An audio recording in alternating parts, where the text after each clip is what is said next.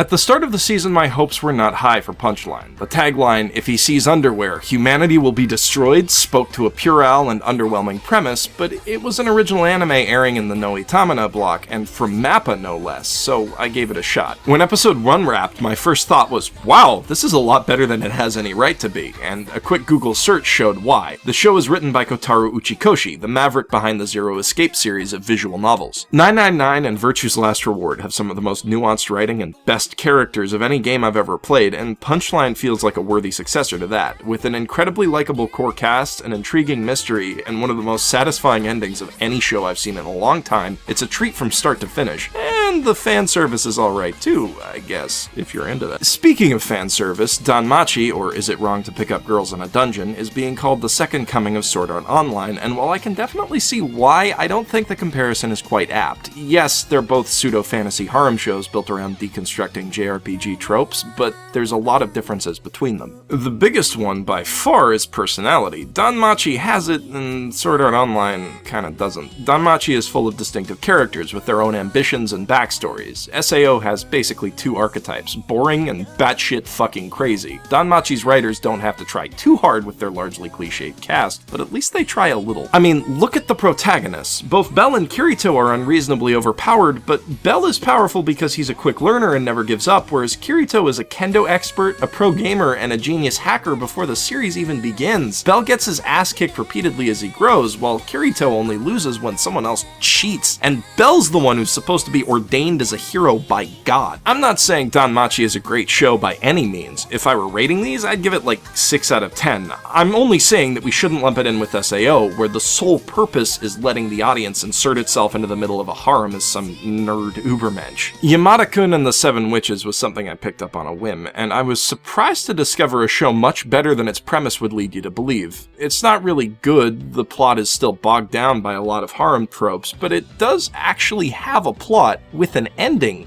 Crazy. Yamada is pretty ballsy as harem protagonists go, which is to say that he has any testicles whatsoever, and he doesn't beat around the bush. When he decides that he likes his main love interest, Shiraishi, he tells her pretty much straight away. And the plot complications come from, like, actual plot elements that don't have to do with people being complete idiots. The witch powers don't just give Yamada an excuse to mac on a bunch of different girls, they actually create a tangible obstacle between him and Shiraishi, and once that's cleared, they actually start going out. The fact that it has closure makes this series substantially better than most other harems, and the OP is pretty great too. On the subject of lacking closure, spring gave us a new season of Schrodinger's Harem by Shaft, the show that will never, ever, ever, ever, ever, ever, ever end. Nisekoi has a lot of very fun characters, and their antics are entertaining, but that's all you will ever get out of this show. This whole series is a gigantic waste of time, and the last episode of this season does its very best to make that clear. Chitoge hums and haws about telling Raku how she feels for 10 goddamn minutes before finally concluding that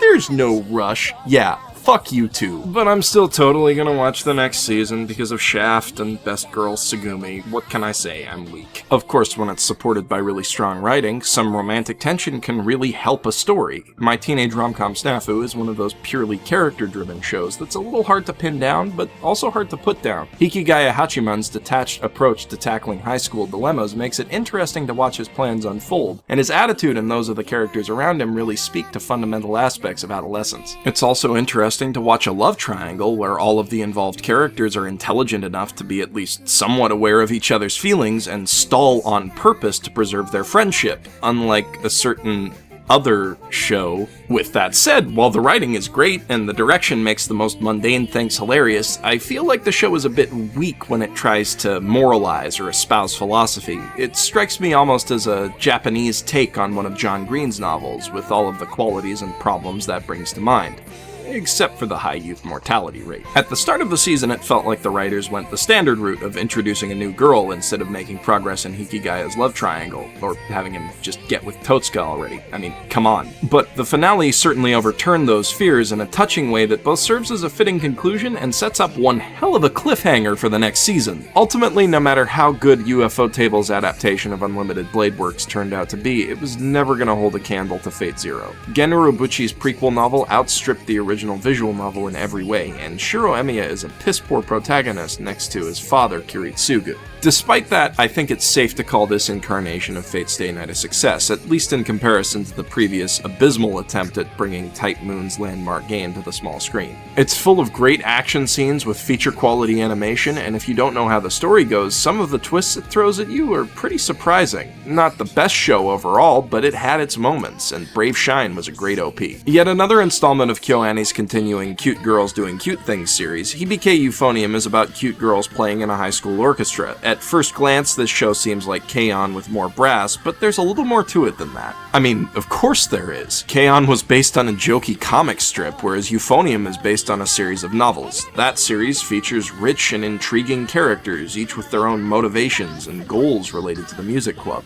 It concerns itself heavily with the minutiae and challenges of getting a concert band into shape for competition, making sure everyone plays on the same skill level, dealing with internal conflicts, that sort of thing, which makes it more interesting than your standard moe slice of life. Unfortunately, it ends about halfway through what's obviously a longer story arc, and with very little in the way of proper closure. Hopefully it'll see a second season. What a fantastic ride this has been so far. David Productions' adaptation of Hirohiko Araki's seminal shonen action series was one of the best shows on TV from the very first episode of Phantom Blood, and it's only gotten better as it's gone on. I don't think I've ever seen a more faithful translation from page to screen. The fights depicted throughout this last season of Stardust Crusaders have all been incredible, especially the final confrontation with Dio, which will go down in history as one of the greatest shonen finales of any series ever. It was full of more badass moments and quotable lines than I'd care to count, but the story has just begun. I won't be satisfied until all 8 parts are animated, starting with part 4. But it must be reiterated that what we've gotten so far is freaking excellent, especially the OPs, which, if you haven't seen it yet, I've analyzed on my other series, What's in an OP,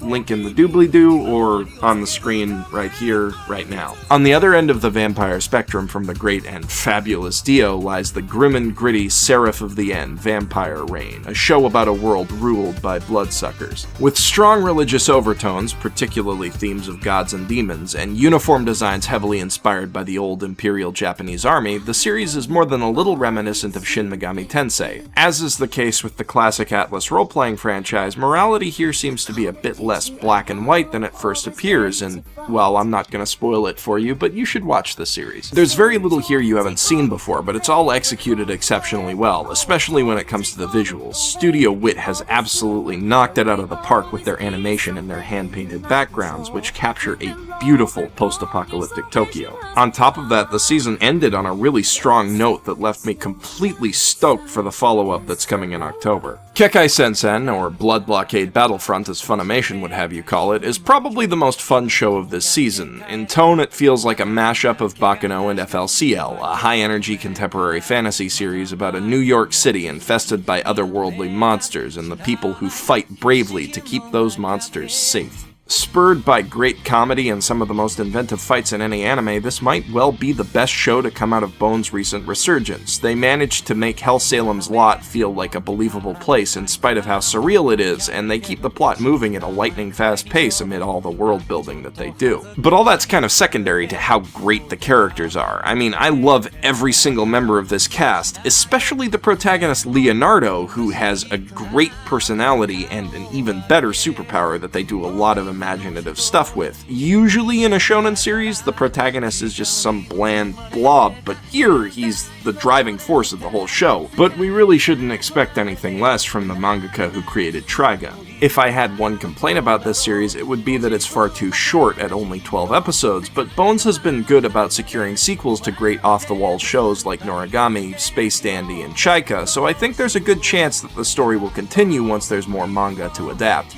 I can't think of any show that I've ever seen that's made me cry as much or as frequently as Plastic Memories. The premise is basically the saddest part of Blade Runner meets the structure of Planetes. In a world where androids can be built with souls but only live a decade before suffering rampancy, a young man joins an office tasked with retrieving them before their time is up. This structure allows the show to tell a number of incredibly touching, unconventional short stories about death and the people we leave behind. Normally it takes a few episodes or even an entire season for a show to get me invested enough to actually cry, but Plastic Memories managed it in just one, with a heart-wrenching story of an old woman saying goodbye to her dying granddaughter, and it did it while going about world-building and establishing its core cast. The way it plays on primal emotions might feel cheap next to the build-up of something like Anohana, but those powerful short stories are strung together by an overarching narrative about the protagonist Tsukasa falling for a cute, clumsy Giftia named Isla who doesn't have long to live, and that story is equally powerful. A story like that can't really hit home unless you're invested in the romance. The show itself demonstrates this a few times. The short stories about people romantically involved with their Giftias just don't have the same impact as those with more universal themes of family. But through perfect pacing and complications that actually make sense, no random stupid misunderstandings here, Plastic Memories makes you really want to see Tsukasa and Isla together, and when they finally do get together, you get to be happy with them, watching them date over 2 full episodes before the ending. Shit, I'm tearing up now just thinking about it. All that in an original animated series, but those are always the best, aren't they? Plus some truly beautiful music and visuals. Plastic Memories is definitely my show of the season. But wait.